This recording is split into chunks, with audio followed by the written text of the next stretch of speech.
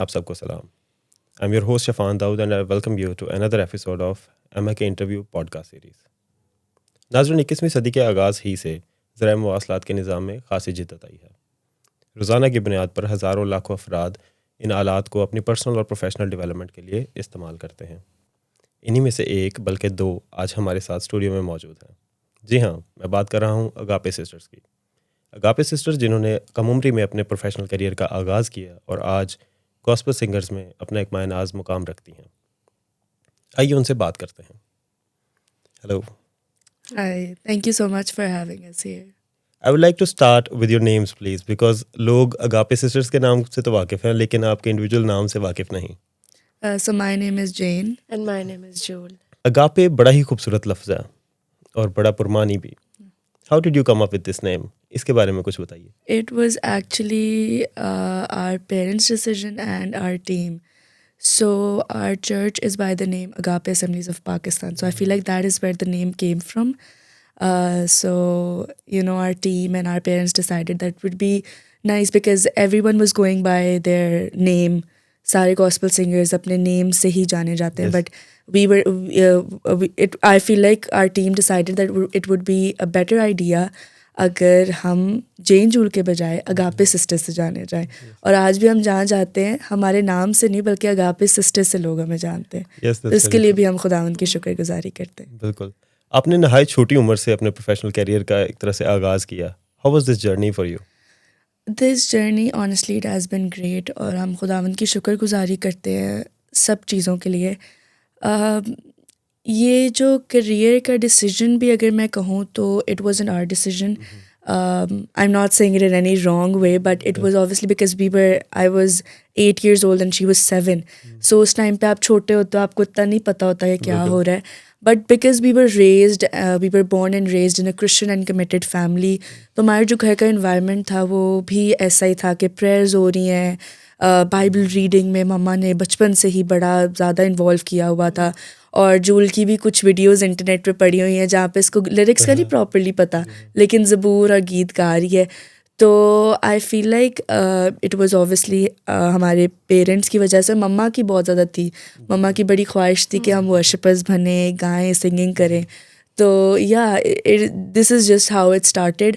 और खुदावंद ने आज इस मुकाम तक पहुंचाया है और इसके लिए हम खुदावंद की भी शुक्रगुजारी करते हैं, अपने पेरेंट्स की, अपनी टीम की और आप सब की जो इतनी दुआएं करते हैं और इतना प्यार हमें दिखाते हैं. Thank you so much for all that.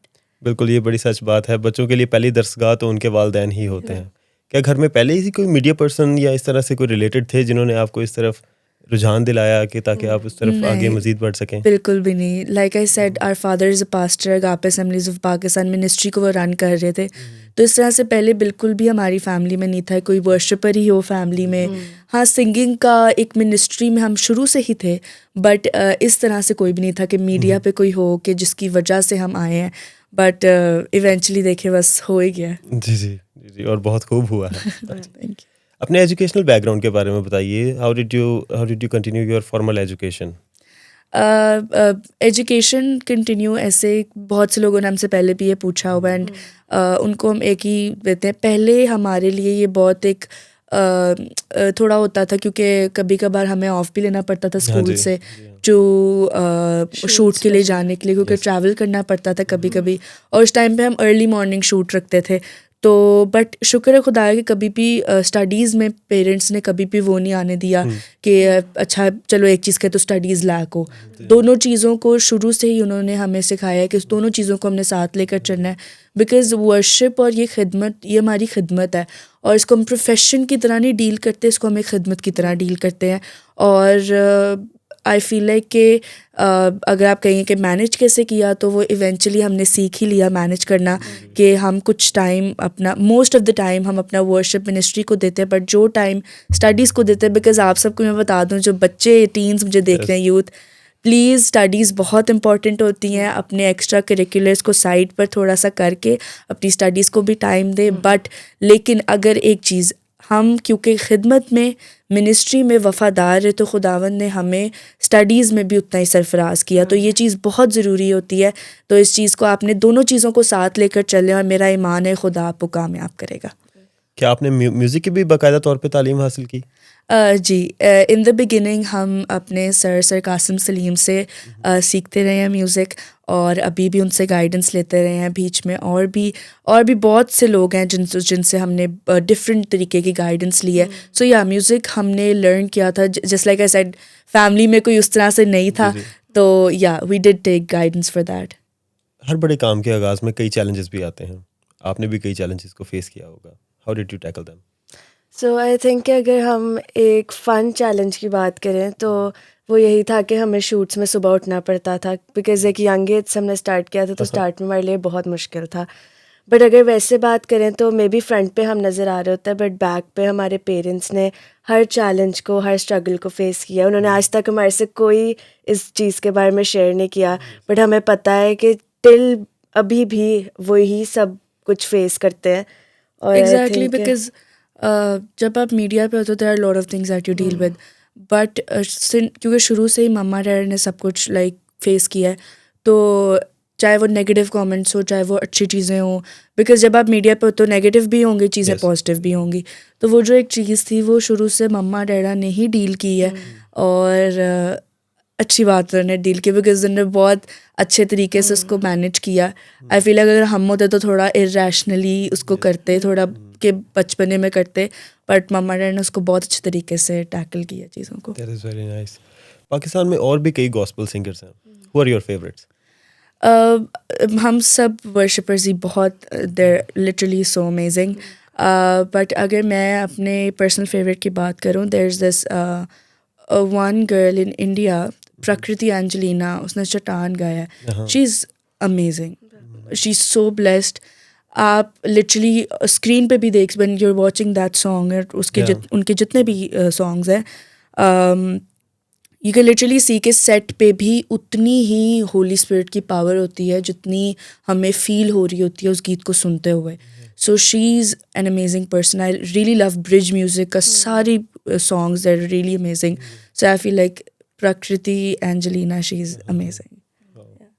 I think कि हम लोग पाकिस्तान में तो ऑब्वियसली हर कोई बहुत अच्छा काम कर रहा है, बट इंडिया में हम प्रकृति को बहुत ज़्यादा सुनते हैं. और अगर हम इंटरनेशनली बात करें तो I think we love Chris Tomlin, जिन्होंने होली फॉर एवर गाया, और ये हमारा फेवरेट सॉन्ग भी है. तो आई थिंक कि अपने ओन पे हर कोई बहुत अच्छा काम कर रहा है, तो सारे ही हमारे फेवरेट हैं. मैं आपके साथ अपना एक एक्सपीरियंस शेयर करता हूँ. मेरे एक दोस्त थे जिन्हें मुझे कॉल करना होती थी, तो जब मैं उन्हें कॉल करता था तो जो ट्यून मुझे सुनने के लिए मिलती थी वो एक बड़े खूबसूरत गीत था.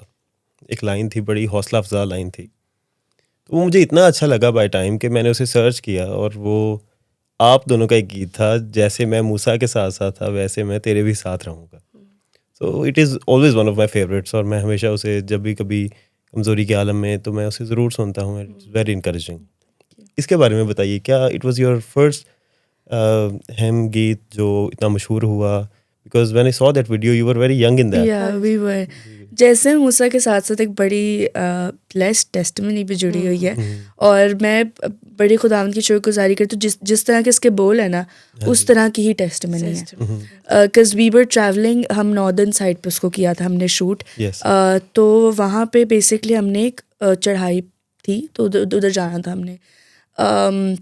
बट समथिंग हैपेंड, और वो गाड़ी आगे जाने के बजाय रिवर्स हो गई.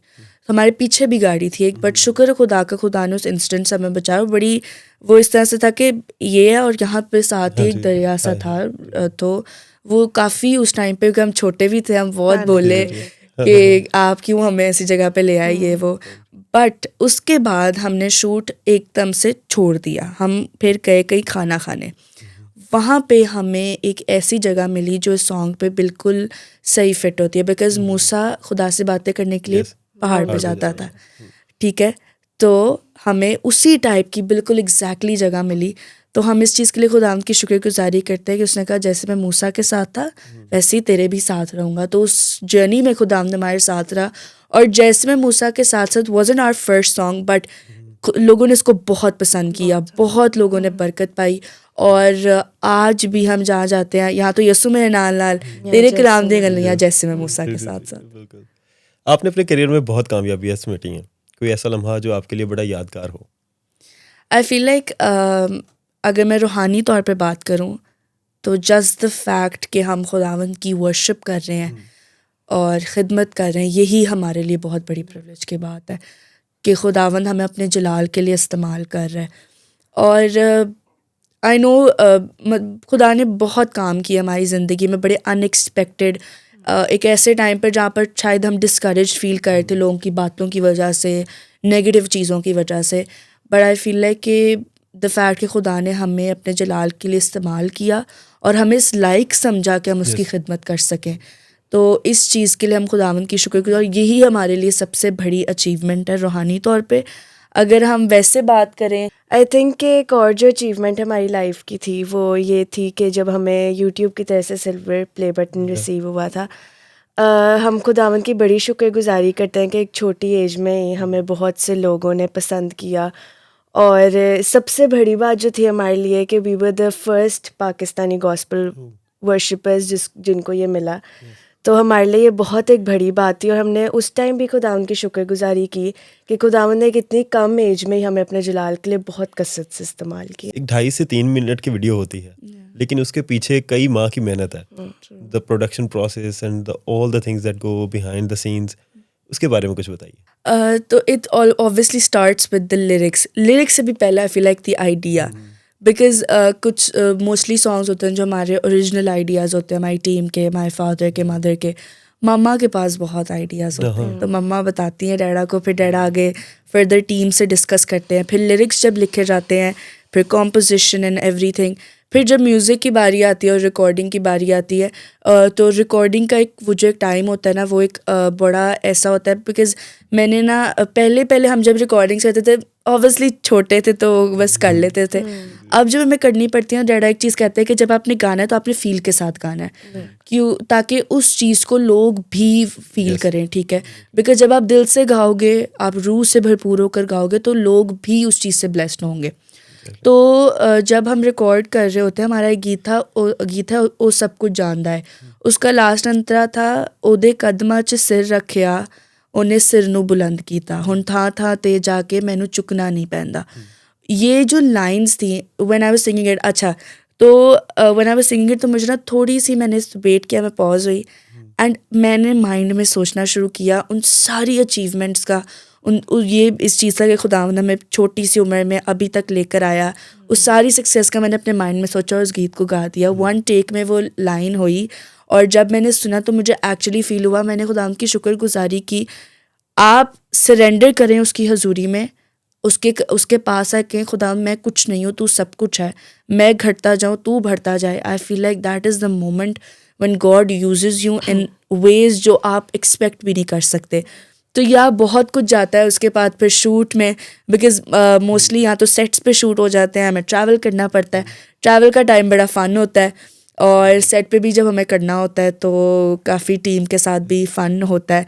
बट सारा प्रोडक्शन प्रोसेस, शुक्र है खुदा का, एक पॉजिटिव टीम खुदावंद हमें दिए जो शुरू से हमारे साथ है। स्टार्ट फर्स्ट सॉन्ग फूलों में तू है, उससे लेकर अब तक हमारी सेम टीम है। तो इस चीज़ के लिए भी हम खुदावंद की शुक्रगुजारी करते हैं कि एक अच्छी टीम मेंबर्स, एक क्रू खुदावंद हमें दिया, they like family to us, so we are really thankful to all of you guys. या कौन सी आदत आपने अपनी रोज़मर्रा ज़िंदगी में शामिल की हैं जो आपको कामयाब बनाती हैं? The thing that I can remember the most is मम्मा ने बचपन से ही हमें बाइबल रीडिंग में बहुत स्ट्रॉन्ग रखा, which I feel like is very important nowadays because we live in a fallen world, we live in a world जहाँ पे इतनी distractions हैं, इतना सब कुछ हो रहा है। तो एक खुदा का कलाम है जो हमें स्ट्रेंथन करता है, हमें सही रास्ते पर हम चलते रहते हैं खुदा के कलाम की वजह से। तो व्हेन आई वाज यंग, मम्मा ने मुझे एक छोटी बाइबल दी थी जिसमें कैरेक्टर्स थे बाइबल के, वो मैं पढ़ती थी तब। डेली की मेरी रात की हैबिट थी, मम्मा ने कहा था पढ़ना है। उसके बाद जब मैं बड़ी हुई तो थोड़ी सी एडवांस बाइबल, फिर सही वाली बाइबल इवेंचुअली मम्मा ने मुझे दी, जिसकी मैंने फिर जर्नल करना स्टार्ट किया। मम्मा कहती थी हर रात एक रिफ्लेक्शन आपने लिखनी है कि आपने इस पैसेज से, इन वर्सेस से क्या सीखा है। मैंने वो शुरू किया। तो और अब भी मेरी जो बाइबल है, क्योंकि अब तो काफ़ी डिफरेंट बाइबल्स आ गई हैं जिनमें आप साइड पे भी लिख सकते हैं कि आपने क्या लर्न किया इस वर्स से। तो मुझे लगता है कि the main reason success, I won't say success, मैं कहूँगी खुदावंद ने अगर आज हमें इस मुकाम तक पहुँचाया है, that is because of these habits जो बचपन से मामा और डैडा ने हमारे अंदर डाली थी. बाइबल रीडिंग की, प्रेयर की. आज भी क्या होता है, अगर हम 2 o'clock भी सुबह के घर पे आ रहे हैं ना, ठीक है, 2 AM, ओके, फैमिली प्रेयर मम्मा नहीं छोड़ती नहीं है. मम्मा ने कहा फैमिली प्रेयर जब तक नहीं करोगे तब तक किसी ने भी नहीं सोना. Even if it's just 15 minutes, 15 to 20 minutes देने हैं खुदा को टाइम. और यही मैटर करता है, दिल से दें खुदा को time, because it really matters. अपने आप को बाइबल स्टडी में स्ट्रॉन्ग करें, जर्नल करें बाइबल को. I know it's gonna be so fun, trust me. जब आप इवेंचुअली बाइबल को रीड करना स्टार्ट करेंगे और जर्नल करेंगे, it's gonna be so fun, it's gonna be so blessed for all of you. That's very true. मैं जानना चाहता हूँ आप दोनों की आपस की कोऑर्डिनेशन कैसे रहती है इन सब शूट्स के दौरान, इतने हेक्टिक रूटीन में आप दोनों आपस में कैसे कोऑर्डिनेट करते हैं? You look like one. या तो शूट्स में हम काफ़ी फ़न करते हैं, कोऑर्डिनेशन हो जाती है. कभी कभार ये बहुत तंग करती है, बट कोई बात नहीं, अब करना पड़ता है कुछ ना कुछ. बट हमारे हमेशा शूट्स पे जाने से पहले डैडा में कह देता है कि लड़ना किसी ने भी नहीं है. बिकॉज आई थिंक कि जब लड़ाई हो जाती है तो फिर शूट्स में भी एक वो रहती है आपस में, क्योंकि आपको ऑब्वियसली एक कनेक्शन चाहिए होता है शूट्स में भी. तो आई थिंक कि शूट्स तो हमारे वैसे ऐसे अच्छे गुजरे जाते हैं. शूट्स अच्छे गुजरते हैं, वैसे रैंडम लाइफ में तो वो तो आर्ग्यूमेंट्स हो ही जाती हैं सिस्टर्स में. आपके ख्याल में मसीही गीतों की सबसे बड़ी ताकत क्या है? I feel like the greatest power of Christian songs is the word of God, which is portrayed and which is put out through music. क्योंकि जब I feel like कि लोग ज़्यादा कनेक्ट कर पाते हैं खुदा के कलाम से गीतों के ज़रिए. I'll tell you one thing, यीशु मेरे नाल जिस पे खुदावन का शुक्र है, बहुत से व्यूज़ हमें मिले, बहुत से लोगों ने अपने टेस्टिमनी सुनाई और कमेंट्स भी आए. बहुत से लोगों ने कहा कि एक आंटी थी, वो हमें मिली एंड शी वाज लाइक, मैं हॉस्पिटल में थी एंड इन माय रूम मैंने उन्हें कहा था कि अपनी फैमिली को कहा था कि यीशु मेरे नाल चला दो, मुझे पता है मैं ठीक हो जाऊंगी. और शुक्र है खुदा का वो बिल्कुल ठीक हो गए. ऐसी इतनी टेस्टिमनीज़ हैं जो हमें सुनने को मिलती है, बिकॉज गीतों के थ्रू ना लोग रिलेट कर सकते हैं और खुदा कलाम को एक बहुत ही डीपर और पर्सनल लेवल पे सुन सकते हैं. तो मुझे ऐसा लगता है कि या जो क्रिश्चियन सॉन्ग्स के, हमारे मसीही गीतों की सबसे बड़ी पावर है वो ये है कि वो खुदा के कलाम की बातें हैं. क्योंकि खुदा कलाम इट्स सेंट्रल एंड उसे कोई रिप्लेस नहीं कर सकता. जो स्क्रिप्चर है वो हमारे ईमान की फाउंडेशन है. बट आई फील लाइक कि वर्शिप और मसीही गीत एक वे है खुदा कलाम को उन लोगों तक भी पहुंचाना जो शायद कलाम एक्चुअली नहीं पढ़ते या पढ़ नहीं सकते, वो गीत सुन के खुदा उनके नाम को जलाल दे सकते हैं. That's very true. और यकीनन बहुत लोगों ने आपकी हौसला अफजाई की होगी. इसके साथ ही साथ कुछ नेगेटिव कमेंट्स, जजमेंटल रिव्यूज भी होते हैं. Does it upset you? Honestly अब नहीं करते. कहीं ना कहीं मे बी थोड़ा बहुत कर देते हो, बट आई डोंट थिंक अब करते हैं. बिकॉज पहले क्या होता था कि हम थोड़ा लेते थे दिल पे बात. कोई अगर हमें डिस्करेज करते या कोई नेगेटिव कमेंट आ जाए, बट अब आई फील लाइक कि we really focused on the fact that we are doing this for the Lord. हम लोगों के लिए नहीं कर रही है, हम फेम के लिए नहीं कर रहे ये सब कुछ, हम खुदा के लिए कर रहे हैं, खुदा के जलाल के लिए कर रहे हैं. तो नेगेटिव कमेंट्स आएंगे, डिस्करेजमेंट आएगी, बट हमारा ईमान खुदा पर है तो ये चीज़ें हमें बिल्कुल भी ट्रिगर नहीं कर सकती हैं, चीज़ें हमें बिल्कुल भी परेशान नहीं कर सकती. That's very true. How would you encourage youngsters who want to take up gospel singing as a profession? Honestly, the one thing that I would say is that अपना connection खुदा के साथ strong करें. That is really very important. Because worship आप सिर्फ इस basis पे नहीं कर सकते कि आप talented हैं, आपके अंदर skill है, gifting है, आप सिर्फ इस बेसिस पे नहीं कर सकते. You really just need to have a connection with God. जब आपका connection खुदा के साथ होगा, आपका relationship खुदा के साथ होगा, जब आप खुदा के हुजूर में आएंगे और उसे कहेंगे खुदावन कि मैं खुदावन तेरी हजूरी में आती हूँ, अपने आप को सरेंडर करती हूँ, that is when I feel like you should come into this field. Purity of intention, कि आपका फोकस सिर्फ खुदा पर ही होगा इस फील्ड में आने के बाद. Because there are lot of things ना, क्योंकि कुछ लोग ऐसे भी हैं कि इस फील्ड में आकर फिर सेक्युलर में चले जाते हैं बिकॉज दे फील लाइक कि सेक्युलर में ज़्यादा उनको स्कोप मिलेगा. सम पीपल आर सेक्युलर को छोड़ के कुछ लोग गॉस्पेल में भी आते हैं, फुल टाइम देते हैं, and some people are doing both of the things. But I feel like if you really want to come into this field, अगर आप एक्चुअली वर्शिप करना चाहते हैं, सिर्फ ये नहीं कि अच्छा वो अगापे सिस्टर्स गाती हैं, ये वर्शिपर गाते हैं तो हमने भी करना है, नहीं, आप खुदा के साथ अपना कनेक्शन को स्ट्रॉन्ग करें, दुआ में, ईमान में अपने आप को और मजबूत करें. आई feel like that is the way. And और एक और चीज़ जो आई फील लाइक कि I would say from my side, this is my point of view, I feel like कि हमें भी एज वर्शिपर्स जो ऑलरेडी इस फील्ड में है, हमें भी एक सेफ़ और एक नर्चरिंग इन्वायरमेंट क्रिएट करना पड़ेगा उन लोगों के लिए जो इस फील्ड में आना चाहते हैं. बिकॉज अगर हम सेफ स्पेस क्रिएट नहीं करेंगे तो फिर लोग नहीं आएंगे, अगर लोग आएंगे भी तो वो डिस्करेज होकर चले जाएंगे. तो if we create a safe space जहाँ पर लोग आकर सीख सकते हैं, लर्न कर सकते हैं म्यूज़िक को, वर्शिप को सीख सकते हैं, तो आई फील लाइक कि फिर ही एक्चुअली काम होगा. और वेज़ यही है कि आप खुदा से कनेक्शन को स्ट्रॉन्ग करें. और मेरी तरफ से ये कि मेरा पॉइंट ऑफ व्यू ये है कि हमें एज वर्शिपर्स भी, सब वर्शिपर्स को मिलकर एक सेफ स्पेस क्रिएट करनी पड़ेगी. बिकॉज यंगस्टर्स के पास बहुत क्वेश्चंस हैं, यंगस्टर्स बहुत कभी कभार कंफ्यूज्ड भी हो जाते हैं. तो अगर हम उन्हें जज करेंगे इस चीज़ पे या हम उन्हें डांटेंगे इस चीज़ पे, तो फिर तो वो बिल्कुल भी काम नहीं हो सकेगा. तो हमने उनको इनकरेज करना है कि वो भी इस फील्ड में आएँ और खुदावंद की उन ब्लेसिंग्स को रिसीव कर सकें जो मल्टीपल वेज में खुदावंद देता है. Thank you very much. I would like to ask you to sing few lines of any favorite hymn or geet that you would like for us, please. अभी हमारा रिसेंटली एक गीत रिलीज़ हुआ है, यीशु तेरे Jaya. It's really beautiful, I love that song. तो हम वही गीत के कुछ लाइन्स गाएंगे. Sure. यीशु तेरे जया दूजा अखियां ना